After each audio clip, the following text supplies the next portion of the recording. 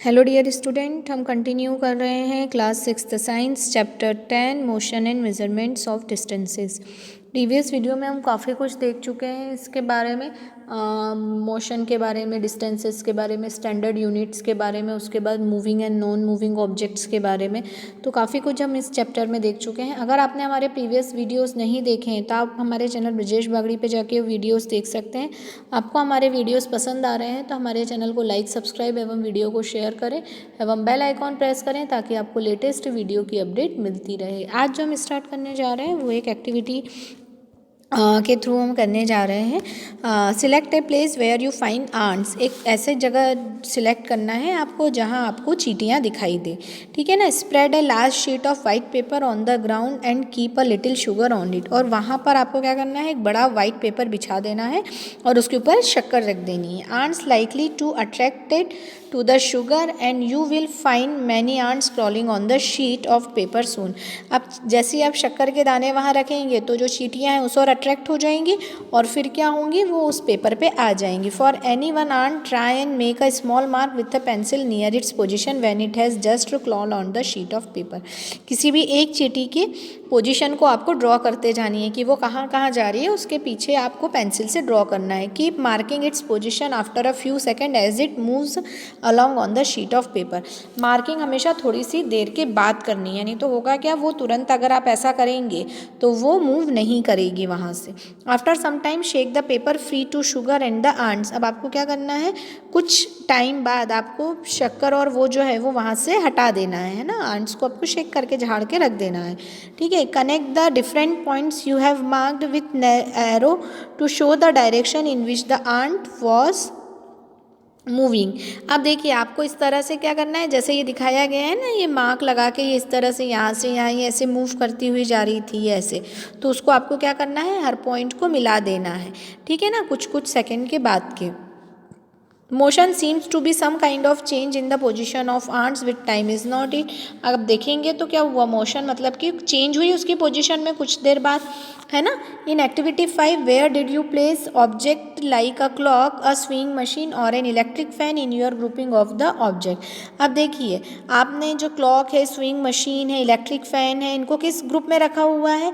आप ये ऑब्जेक्ट क्या एक जगह से दूसरी जगह तक मूव करते हैं, नहीं, है ना। Do you notice movement in any one of their parts. एक कोई एक पार्ट्स मूव करता है, द ब्लेड ऑफ फैन और the hands of clock, how are they moving.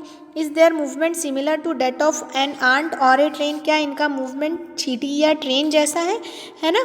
तो ये इस तरह का मूवमेंट नहीं होने के कारण ये उस तरह के मोशन नहीं कर रहे हैं, ठीक है ना। अब हम कुछ टाइप्स ऑफ मोशन के बारे में देख रहे हैं। आपने देखा होगा मोशन ऑफ व्हीकल जो स्ट्रेट रोड पे होता है, या मार्च पास्ट जो करते हैं परेड में, ठीक है, या कोई पत्थर ऊपर से गिरता है। What kind of motion is this. Sprinters in 100 metre race also move along a straight track. आपने देखा होगा जो दौड़ते हैं वो 100 मीटर रेस में वो भी एक स्ट्रेट ट्रैक में दौड़ते हैं, है ना। Can you think of more such examples from your surroundings. क्या आप इस तरह के और एग्जाम्पल्स अपने आसपास देख सकते हैं क्या, जिसमें जो है सीधे एकदम ऑब्जेक्ट जो है वो स्ट्रेट लाइन में मूव कर रहा हो, है ना, बिल्कुल सीधा मूवमेंट हो, स्ट्रेट लाइन में मूवमेंट हो। In all these example we see that objects move along a straight line.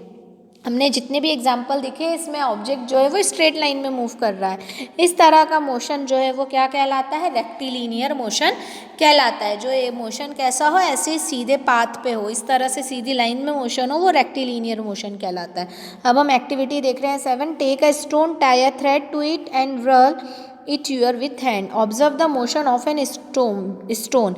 We see that the stone moves along a circular path। एक स्टोन लिया, उसको ऐसे धागे से बांध दिया और ऐसे ऐसे ऐसे ऐसे घुमाते गए, तो ये जो इस तरह से आप स्टोन को घुमा रहे हैं ऊपर, तो ये जो मोशन है ये कौन सा मोशन है, सर्कुलर मोशन है। सर्कुलर पाथ में स्टोन मूव कर रहा है।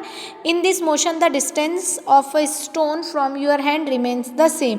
अब देखिए आपने अपना हाथ लंबा करके और ऐसा ऐसा ऐसा ऐसा घुमाते जाएंगे तो सेम रहेगा, इसलिए इस तरह का मोशन को हम क्या बोलते हैं, सर्कुलर मोशन बोला जाता है, ठीक है। अब हम यदि देखें तो the motion of a point marked on a blade of electric fan और a hands of clock are example of circular motion. ये देखो यहाँ भी ये क्या है, ये सर्कुलर में मूव कर रहा है। इसी तरह घड़ी में जो उसकी सुइयाँ रहती हैं वो भी सर्कुलर मोशन में मूव करती है। द इलेक्ट्रिक फैन और the clock by themselves are not moving from one place to another but the blades of the fan rotate and so do hands of a clock. If we mark a point anywhere the blade of a fan on the hands of a clock, the distance this point from the center of the fan or the clock will remain the same as they rotate. अब देखो यहाँ पे ये जो है हम देख रहे हैं तो वो कहीं भी मार्क से कहीं नहीं जाते हैं। हमने अगर ये पॉइंट मार्क किया है तो ये घूम के वहीं आ जाता है, ठीक है ना। तो इस तरह का मोशन जिसमें ऑब्जेक्ट थोड़ी देर बाद उसी पॉइंट पे आ जाए, जैसे हमने इस पॉइंट रोटेट किया, मार्क किया, तो थोड़ी देर बाद ये वाली ब्लेड वापस इस पॉइंट पे आ जाएगी, थोड़ी देर बाद वापस इस पॉइंट पे। तो इस तरह का मोशन जिसमें ऑब्जेक्ट कुछ समय बाद वापस सेम पॉइंट पे या ओरिजिन पे आ जाता है, कौन सा मोशन कहलाता है? पीरियोडिक। आपने झूला झूला है, झूले पे भी क्या होता है, झूला ऐसा ऐसा होता रहता है तो अपने ओरिजिनल पोजीशन पे वापस आता है कि नहीं आता है। तो इस तरह का मोशन जो है वो क्या कहलाता है? पीरियोडिक मोशन कहलाता है। इसके बाद का हम जो है वो नेक्स्ट वीडियो में देखेंगे। आप ये वीडियो ध्यान से देखिए। इस वीडियो में कोई भी डाउट, कोई भी प्रॉब्लम होने पर आप मुझसे पूछ सकते हैं। एक बार बुक जरूर रीड करिएगा। Keep study, keep watching. Thank you so much.